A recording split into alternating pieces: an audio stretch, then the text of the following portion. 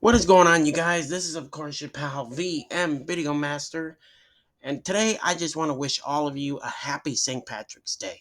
And just a little piece of advice, I hope you're wearing green because you might just get pinched like crazy.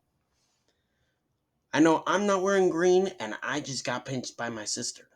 So, and to all you horror fans out there, I hope you're watching movies like Leprechaun, Leprechaun 2, or even Leprechaun 3.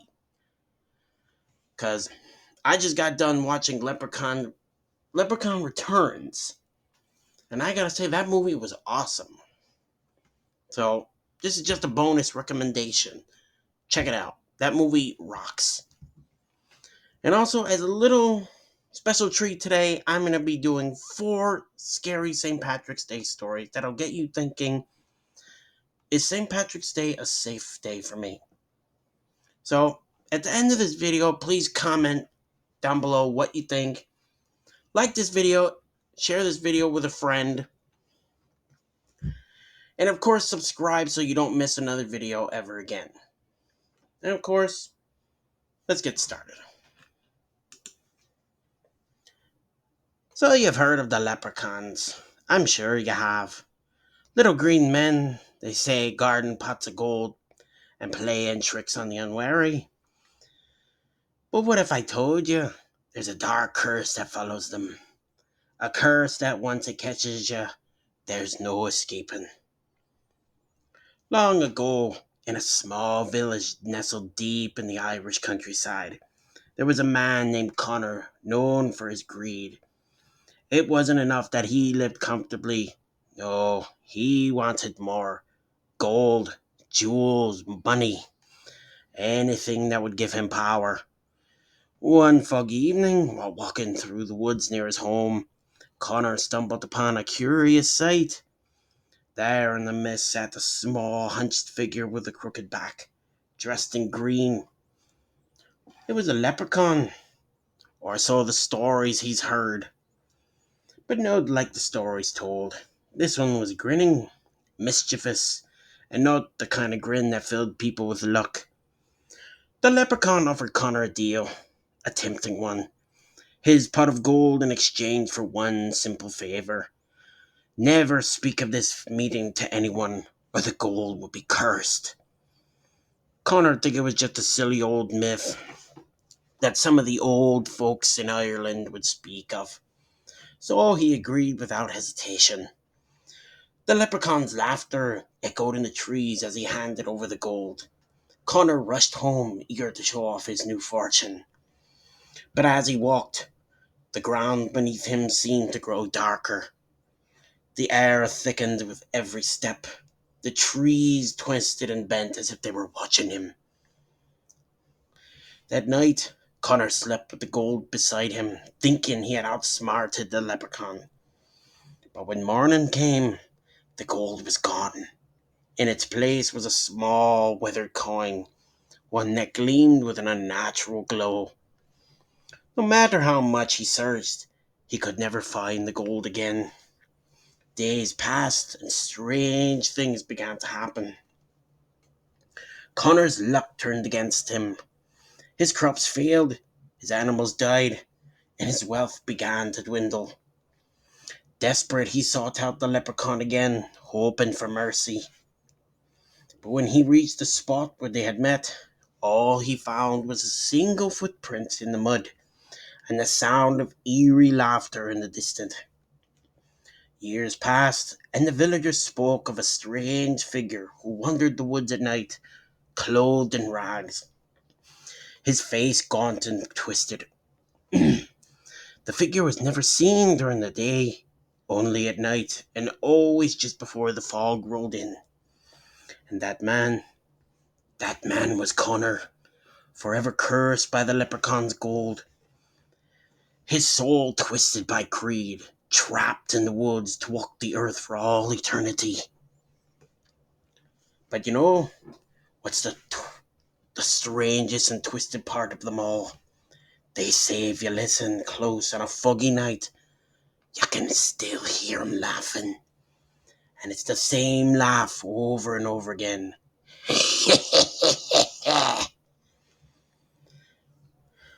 The very one that cursed him all those years ago. And once you hear it, well, you might not escape either. This next story, I don't know if it's true or not, but if you've heard this story before, let me know in the comments below. But not all creatures in Ireland are friendly. Some come from the dark corners, changing shapes, luring you into a false sense of security. There's one in particular called the Puka, and if you meet it, you might just end up lost in the mist, never to return. Let me tell you the story of Seamus O'Donnell, a man who learned that lesson the hard way. Seamus O'Donnell was a man of simple means, a farmer who worked his land with pride. One evening after a long day of work, Seamus decided to take the long way home. The evening air was crisp, the sun setting behind him as the shadows grew long. It was then that he spotted something strange, a large dark figure standing at the edge of the woods. It looked like a horse, but bigger with eyes that glowed an unnatural green. The creature stood still, watching Seamus intently. At first he hesitated, unsure if it was a trick of the light, but as he drew closer, the creature seemed to beckon to him, its head tilted slightly as though urging him to come closer. Seamus, curious but not afraid, approached the creature. Its form shimmered, shifting in the dim light until it became something else entirely.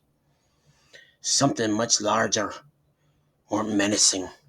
The Puka, a creature of darkness that could take on any form, its eyes full of mischief and malice. The Puka spoke to Seamus in a voice that seemed both familiar and foreign, offering to carry him home to ease his tired bones. Seamus, without thinking, agreed, climbing onto the back of the creature. As they rode through the night, the path began to twist and wind, taking them further and further into the woods. The trees seemed to close in, the air growing thick with fog. Seamus started to feel an unsettling sensation in his gut, as though something was terribly wrong. He begged the creature to stop, but it only laughed. A low, deep laugh that echoed in the trees. And then, just as Seamus tried to jump from the creature's back, he realized the woods were no longer the same. They were twisted, dark, and infinite. There was no way out. The Puka had lured him into its trap. Seamus was never seen again. Though the villagers often hear hooves pounding the earth late at night, sometimes when the wind is just right, they hear a man's voice, lost and desperate, calling out for help, only to be swallowed by the silence of the Puka. And some folks say Seamus never truly left. They say if you wander too deep into the woods on a foggy night, you might still hear the hooves of that dark creature. And if you listen close enough, you can hear Seamus still trapped in the Puka's grip, forever riding into the unknown. This next story, I think we've all heard before, especially if we visited Ireland before. Now, there are creatures you don't see often, but when you hear their wail, you know it's too late. The Banshee, they call her. A wail so mournful it brings death with it. And when she calls for you, there's no escaping her touch. In a village in the rolling hills of Ireland, there lived a woman named Eileen. She was a kind soul, always helping those in need. Her laughter light as she moved about her daily chores. But one winter evening, something changed. There was a chill in the air, and the village began to notice strange things happening. Livestock went missing, crops failed, and an uneasy silence settled over the village. It wasn't long before the villagers heard it. The mournful, spine-chilling wail that echoed through the night. The sound was so mournful, so haunting. It seemed to tear through the very fabric of the world. It was the banshee. No one could explain it, but the banshee's wail foretold the death of a villager. And on the night that the wail grew loudest, it was Eileen who disappeared. They found her family in mourning. The next morning, her absence, a grim omen. But Eileen's story didn't end with her death. Oh no, that would be too simple. No, some say Eileen's soul was forever tied to the banshee, forced to join her in the wailing cry that foretold the passing of others. The next time the banshee's wail echoed through the hills, they say Eileen's voice could be heard among the others, calling out to the living. her, her voice now part of the deathly chorus. But it's not just Eileen's voice you hear on those nights. The banshee never forgets. And some say if you listen long enough, you can hear more voices joining her. Those lost souls who never forget. You never know who will be next. Now, this story I've never even heard of. If you have, let me know in the comments below. And finally, we come to the end of the road. But don't think for a moment that we've escaped the terror. The Dullahan is not a creature you can outrun, not even in death. With a headless body and a heart full of vengeance, it's a harbinger of death itself. And once you cross its path, you've signed its death contract. Patrick McGrath was a young man full of life and ambition. One night, as he walked home from the pub, he noticed something strange in the darkness and in the distance. A rider on horseback, galloping at an unnatural speed. The rider's face was hidden beneath a dark cloak. But it wasn't the rider that caught Patrick's attention. It was the fact that the rider had no head. The Dullahan, the headless rider of death, was a creature feared across the land. It rode with a skull in its hand, a symbol of death itself. When it rode, it was said to carry a list of those who were soon to perish. Patrick tried to turn and run, but the Dullahan's presence was overwhelming. And its eerie, hollow voice called out its name. Patrick!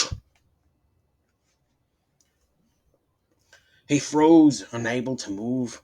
The Dullahan pointed towards him with the skull in its hand, and Patrick felt his heart stop. He knew in that moment that his fate was sealed. The next day, Patrick's body was found at the side of the road, lifeless and cold. No one could explain it, but they all knew who had claimed him. And some say Patrick didn't leave after all. They say if you walk down that road late at night, you might still see him.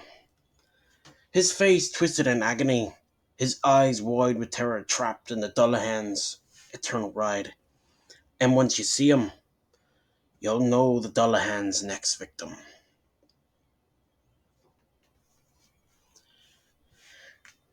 Well, you guys, I hope you enjoyed that. I hope you enjoyed this video, and tell me what you thought of my accent. I've actually been practicing that for almost 3 years. So let me know what you think about my accent or about these stories. And I hope you have a great St. Patrick's Day. And I will see you in the next video. And also, Terrifying Thursday is coming up. So I can't wait for you guys to see what I'll be doing next. And I will see you in the next video.